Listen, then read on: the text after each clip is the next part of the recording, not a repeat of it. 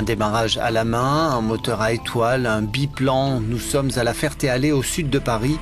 Un aérodrome de légende pour des avions qui ne le sont pas moins.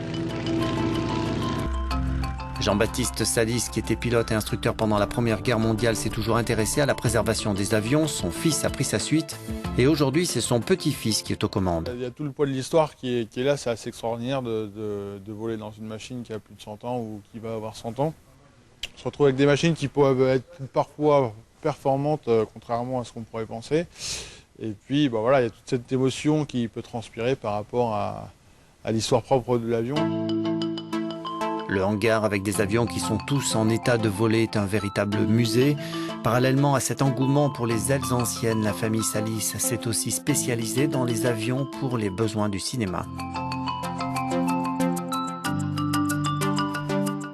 Depuis quasiment toujours, on a reconstruit ou restauré des avions pour les besoins du cinéma.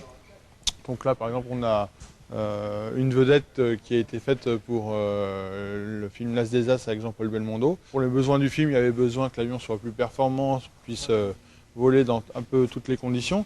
Donc on a une silhouette ancienne avec un moteur moderne. Gaëlle D'Amico est une des rares femmes sur l'aérodrome. Elle possède un Stamp SV4 de 1946. À l'origine, c'était un avion-école. Ça, c'est des avions qui sont très légers, donc ça, aux commandes, c'est impressionnant quand on vient de machines tout à fait modernes. Moi, je viens de machines modernes.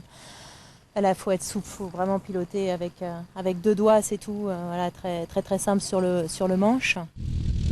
Et on peut voir voler ces avions, surtout l'été quand il fait beau et lors de meetings, comme le Temps des hélices organisé chaque année pour la Pentecôte par l'amical Jean-Baptiste Salis.